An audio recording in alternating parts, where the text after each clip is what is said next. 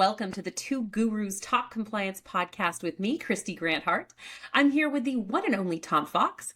This week, we're covering whether there is any proof that sanctions are the new FCPA, how DEI is being reframed by companies, the case for using crypto and tokenization being used for private company stock, see how the SEC feels about that, and Florida man's icy snowball fight with the police. But first, Tom, how has your week been and what do you think the most interesting development is? There's no one most interesting development.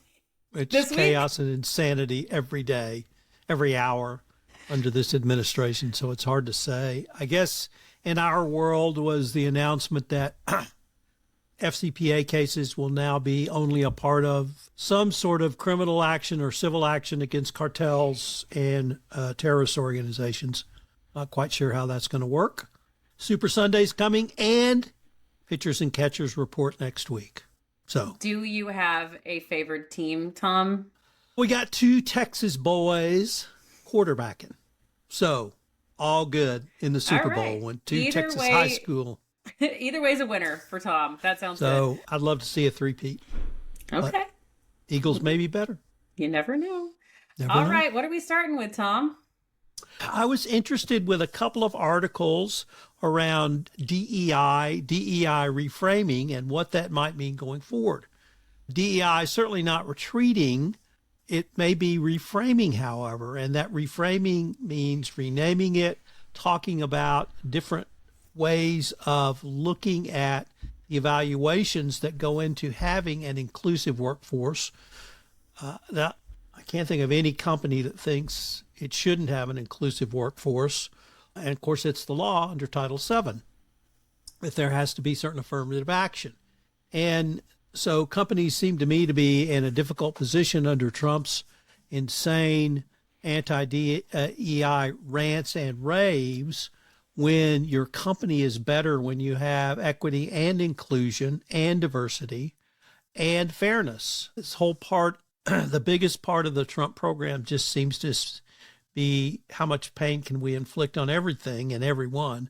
And certainly DEI and compliance are more about fairness and justice. And indeed, the Department of Justice has previously told us that the chief compliance officer is the holder of institutional justice and institutional fairness within an organization. So I think it's going to be important to see if those standards are maintained and that there has to be justice and fairness in a company. Otherwise, nobody will want to work there because let's go to someplace else. And I was not so subtly reminded today on another podcast, there's another generation at work who has a whole different view on these things. And that's Gen Z.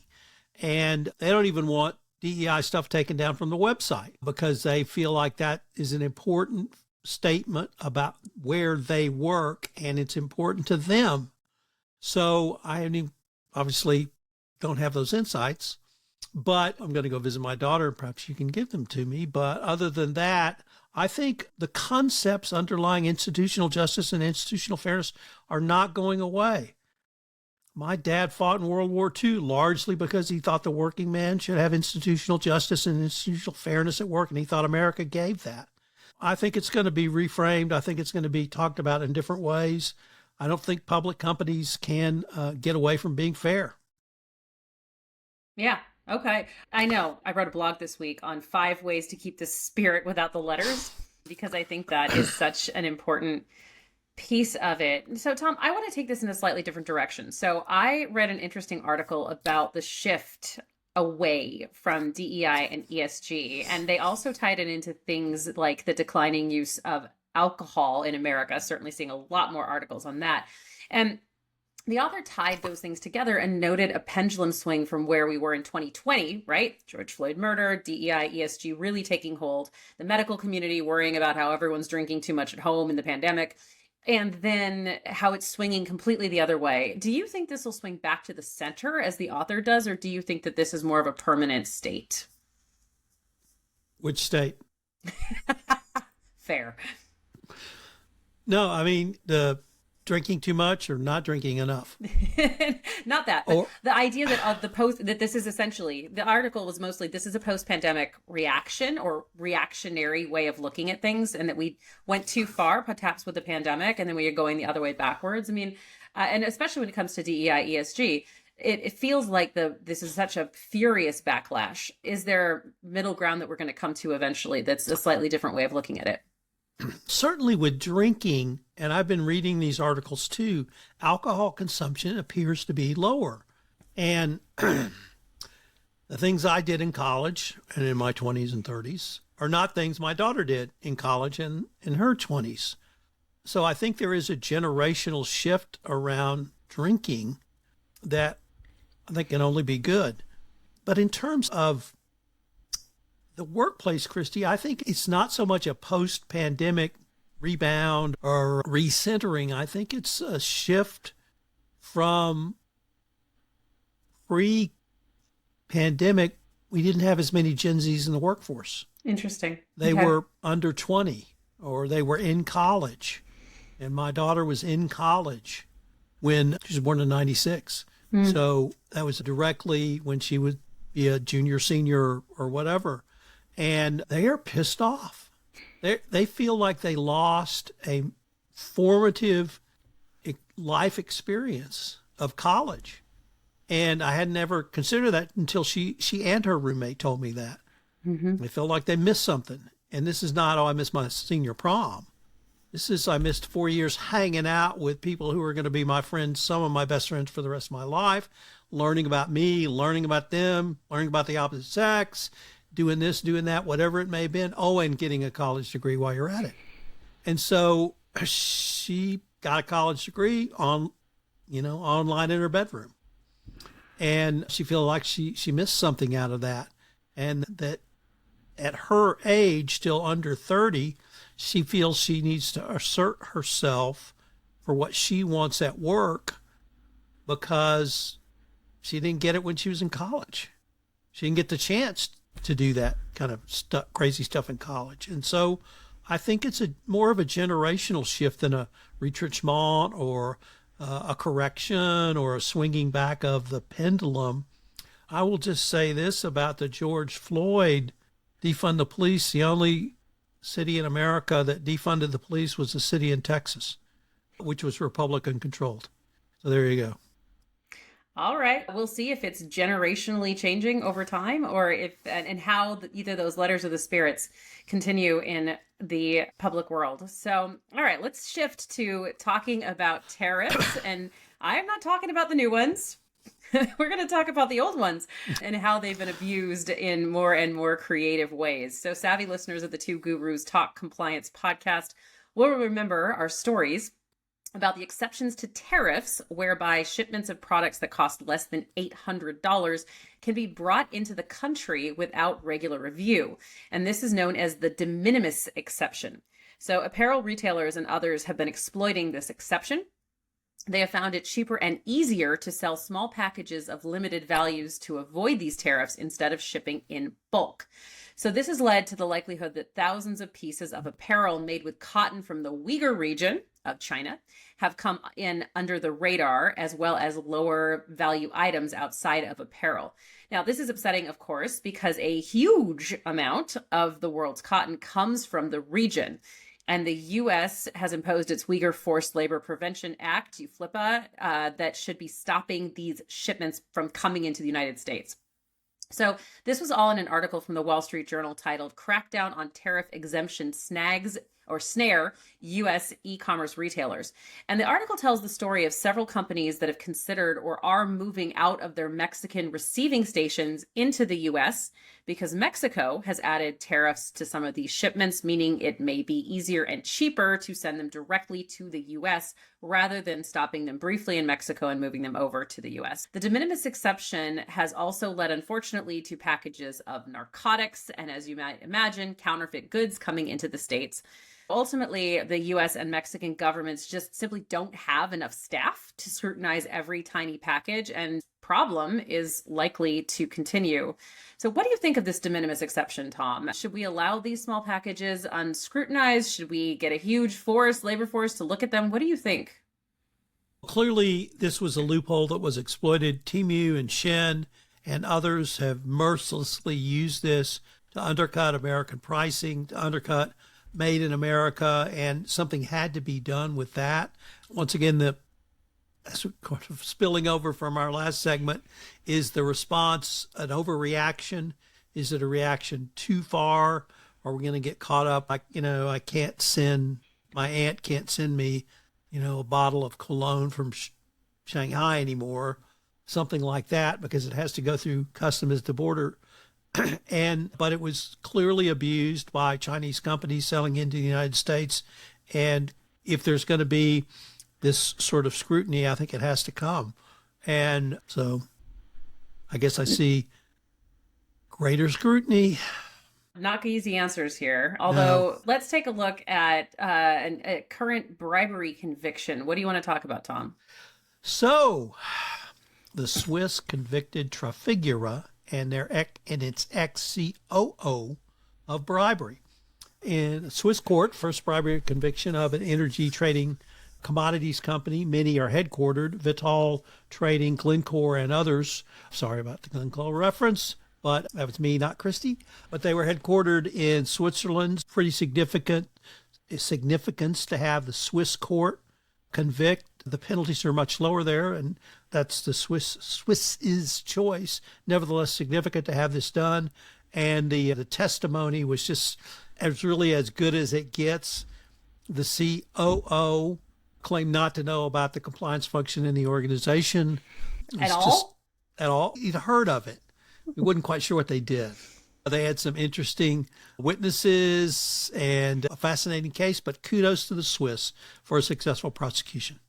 All right, so this brought up two things for me, Tom. So first, this plot was exposed by a person who was both involved in the bribery, but also who independently turned over evidence to the government. And I was amused by his nickname, which was Mr. Non-Compliant, which is probably from both sides. Neither of them saw him as compliant, either to the bribery scheme or in the government looking at what he'd done previously. But the other thing is, it was rather strange to me to see the company convicted of not having good anti-bribery controls as opposed to convicted for bribery itself. Did you find that, Tom, slightly odd? Not at all. Okay. Okay. They didn't have bribery controls. Yeah, they're guilty. Alrighty. Not good enough bribery controls. It seemed like it was a little bit, you committed bribery, so you didn't have good bribery controls, but the whole committed bribery thing, maybe that was something that would have come to the attention. I don't know. Failure to prevent. Failure to prevent. That's a UK. There we go. All right, let's move over into failure to prevent, failure to prosecute. We're going to turn over to our good friend, Michael Volkov. He wrote an interesting piece about the year-end sanctions review for DOJ and for OFAC. And it includes some very interesting and frankly, to me, surprising statistics, Tom. So for all the talk from the DOJ about how sanctions are the new FCPA, no new corporate cases were brought on the sanctions front at all last year. OFAC was even slower with no blockbuster cases at all. And the largest fine imposed by OFAC in 2024 was $20 million. Okay. To put that more bluntly, in 2023, OFAC brought 17 cases for a total of over $1.5 billion in civil penalties.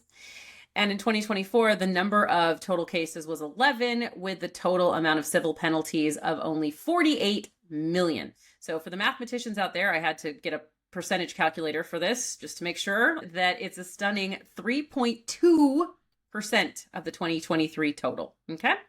From there, Mr. Volkov gets out his crystal ball for 2025, stating that it will be, quote, the year of criminal sanctions enforcement, unquote, in 2025. Tom, I was shocked by the precipitous fall in prosecutions and penalties from OFAC in 2024, and a little disappointed that if you're going to make all these proclamations about sanctions being the new FCPA, that there should be something backing that up. But however, I do recognize that some of these prosecutions do take years. So is this a lull or was this a mistake? What do you think is going on over there?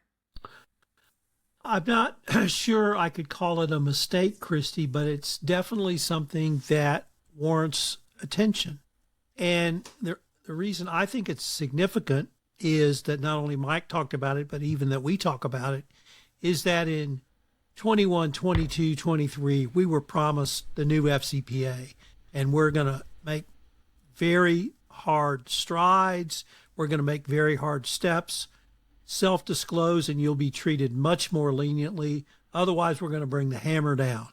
And we had one or two, perhaps large cases, hundreds of multi-millions of dollars in fine, and that was it. And this Mike's summary shows it was a precipitous drop. And if you're going to tell people you're going to do it, you better do it. Don't say it if you're not going to do it. And maybe there's cases that are being developed, and maybe they're still in the pipeline, but it's going to be hard for export control directors or even compliance folks to really get the attention of their boards of directors and or senior management if there's this sort of drop off and really lack of enforcement going forward. The government, I mean, there's a variety of actors in compliance. There's the regulators, there's people that pass the laws, there's compliance officers, there's corporations, other stakeholders, but it all really turns on, is the government going to seriously enforce something? And if they do, then everybody else responds. Corporations rarely do things out of the goodness of their hearts. Sometimes, but not rarely. And this is one of those things that's rare to never. They're not going to put a more robust, state-of-the-art, best-in-class export control compliance program in if there's little to no government regulation. You don't want to be the person who's bringing the chart in, which has always been the nice bit, right? You're like, X bigger. Oh, never mind. You don't want to be bringing that chart in. Completely. Free tip, compliance officers, don't bring the chart from last year. All right, let's talk about crypto. There was an interesting article about our friends from Binance. Now, Binance has had, I guess they still have, the highest crypto fine ever. But they also had a huge money laundering and a lot of other nefarious things. But they appear to have really ramped up their compliance efforts, and to the point where they seem to have a very robust program.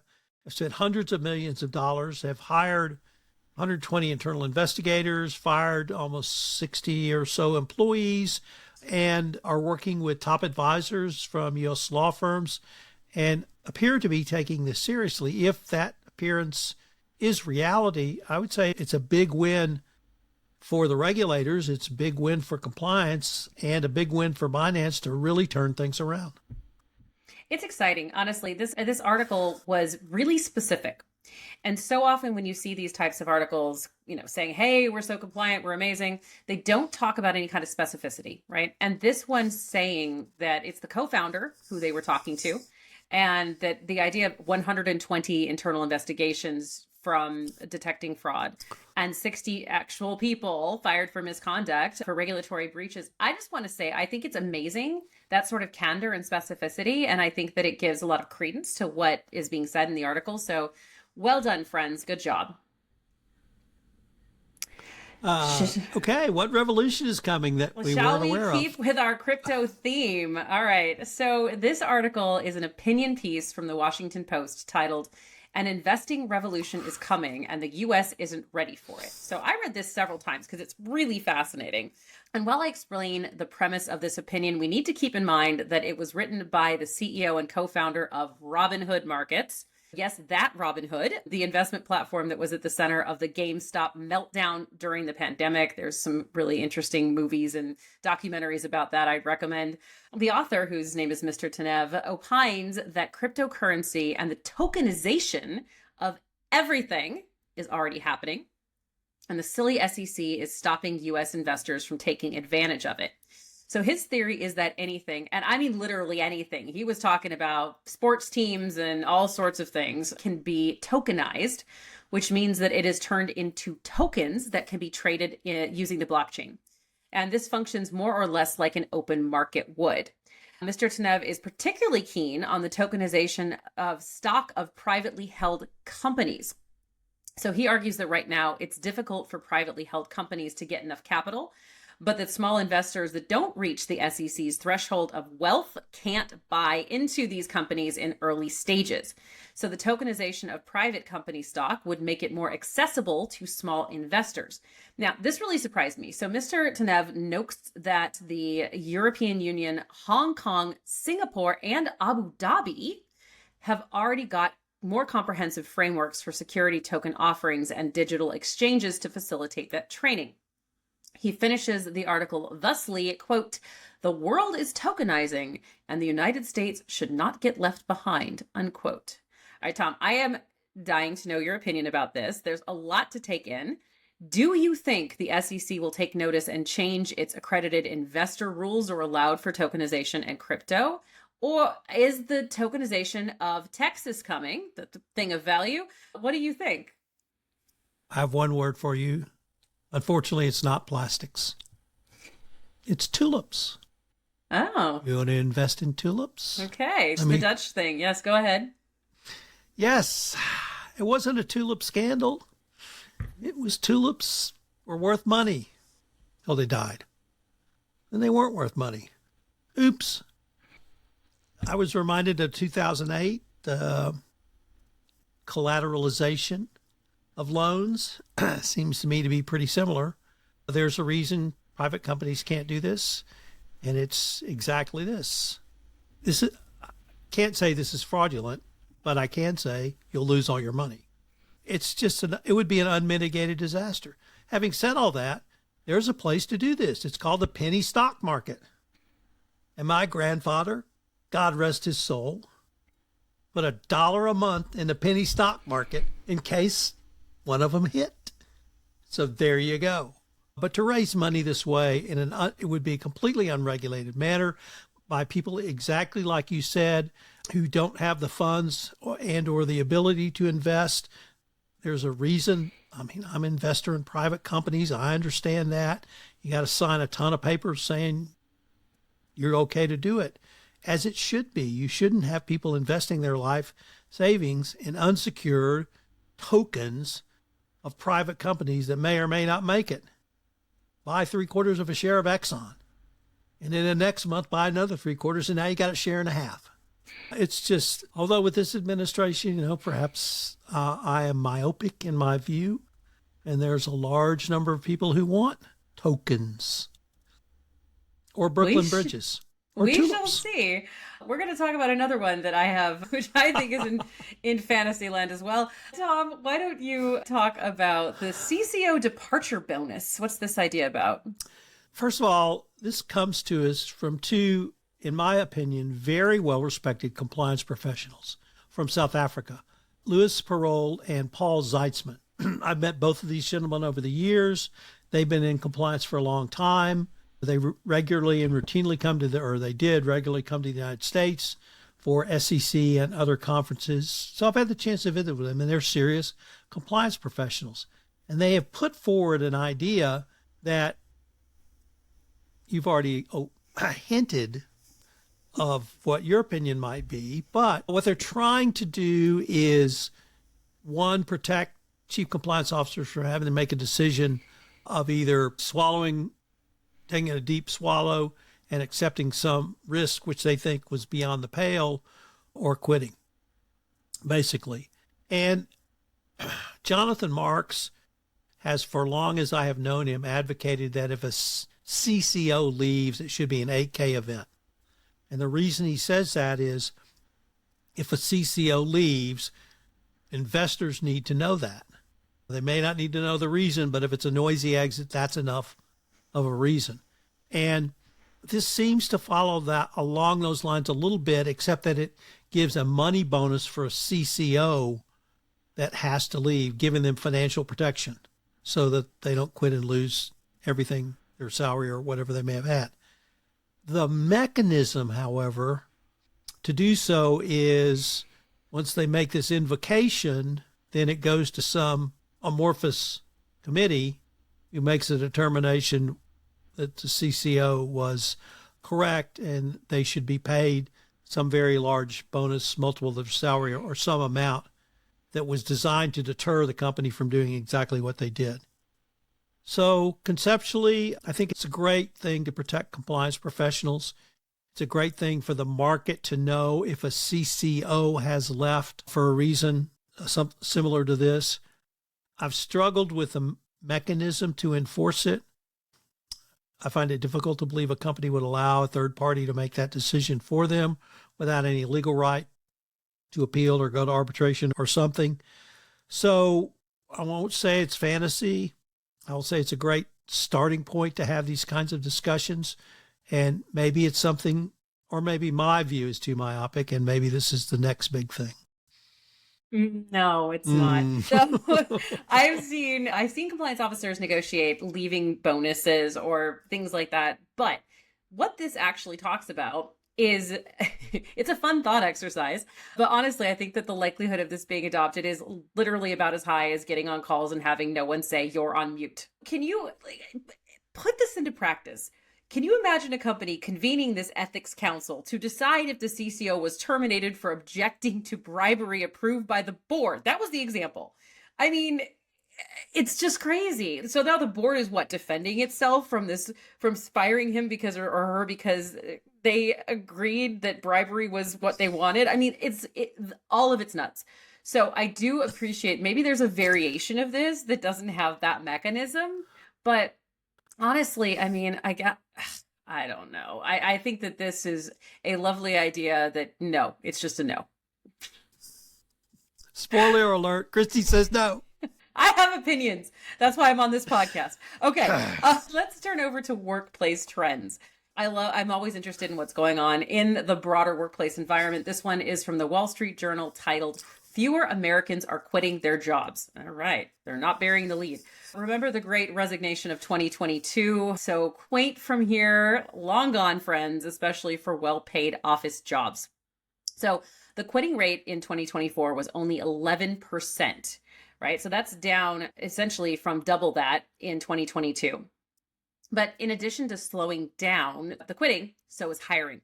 So currently there are 1.1 openings per unemployed worker, which is down from a high of double that too in 2022. Unfortunately for us, that sort of white collar work is more difficult to find in companies in law, tech, and related industries that hired fast a couple of years ago are definitely slowing down. The article finishes with the chief executive of Korn Ferry's professional search business summing it up this way, quote, "The past 18 to 24 months have just been more of a steady malaise," unquote. I am seeing this with my friends who are either interested in leaving their jobs or who have left their jobs and are now searching for another one. I would say of my friends, especially higher level ones, it's taking 6, sometimes 12 months because they do all these interviews. And now there's, are you going to move? How hybrid are you going to be? There's a lot of challenges, including for very talented people. What are you seeing in the talent market when it comes to compliance jobs? Actually, the 6 to 12 month is something I've consistently seen for the past several years. And we both had several colleagues resign to pursue other opportunities, have a change of something. And the first thing I've told them is, look, it's at least 6 months, but probably closer to 12, and just be prepared for that mentally. And I mean, that's something you need to be prepared for. If you find yourself in that position, hopefully you'll have some sort of package that will cushion all of that, but it's definitely real. And I think the second part, also I've heard these, 13 interviews or 15 interviews, that kind of thing. And it's just insane. But the second part that you touched on is return to the office, remote, move, all of those things that we used to have full and fulsome conversations on pre-2020 are coming back. And we both know multiple friends of ours who work in the office, multiple friends of ours as CCOs who work from home. And we've seen both models work. I think it's going to depend on a company by company basis, whether or not what the work situation is. My wife's company is 100% remote, and that works for them. And they have thousands of employees. So I know it works. Obviously, it works at Spark. It works at the Compliance Podcast Network. I don't know where that part of it is being in the office will shake out in the process going forward, but there's a lot of great talent out there, and there's got to be a new generation of talented compliance people coming up, because now we've got academic programs, we've got law school programs. You and I are both involved in those. And so we know that talent pool is growing. So I think all of that is going to lead to continued 6 to 12 months minimum. Yep. All right, let's talk about a country that is doing some pretty interesting things. Tom, tell me about Serbia. Yes, I found an article in The Guardian that talked about the Serbian fight against the population's fight against corruption has been led largely by youths, and they're just fed up. This started with about 4 months ago, I think. There was a tragic accident at a train station where, due to substandard construction, building collapse and a number of people were killed. And it was due to the cronyism in the contracts given out for construction. And that dam just sort of broke after that. There's always been a question of, does corruption lead to crime, leading to terrorism? The flip side of autocracy is corruption. And in Serbia, at least the 20-somethings are sick and tired of it. It's destroying their country, and they got the prime minister to resign. Kudos to the kids of Serbia who led the anti-corruption movement, and I hope they can continue that. But it really shows the invidiousness of corruption, and to help people understand, one of my favorite political novels has always been All the President's Men, or All the King's Men. And it was made into an Oscar-winning Best Picture, All the King's Men. And it was about a fictional account of a Louisiana populist who becomes governor, but his candidacy turns on the collapse of an exit ladder from a multi-story school, which broke off during a fire drill, and multiple children died. Mm-hmm. And they died because the bolts putting the staircase into the building were substandard due to cronyism in the contracts and corruption. So this sort of cronyism has been around for a long time, and that's what you get when you have that sort of one-party rule. I cannot applaud the Serbian students enough. I've been to Belgrade. I don't know if you have, Tom. I've done some work there. And I'm sure that, honestly, the people of Serbia are probably finding this quite disruptive. I mean, they've been blocking major thoroughfares, these protesters, for months. But as we've seen time and again, real change comes when people demand it. And the Serbians certainly are. So good for you, Serbia. Well done. So we had something new in Florida. What was it? All right, we should move from the divine to the ridiculous. And what could be more ridiculous than a good Florida man closing? Here we go.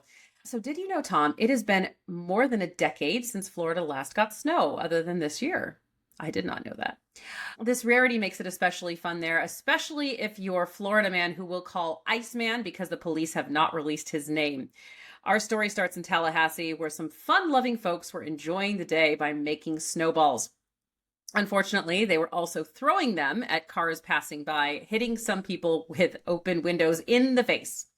Drivers, as you might imagine, complained and called the cops, who came to the scene. An officer who was issuing a verbal warning from his car to the snow shooters, that's what he was doing when Iceman decided to throw an ice projectile directly at the police officer, hitting him in the face. Iceman made a run for it, and as the police ran after him, his fellow snowballers tried to stop them with yet more frozen flakes.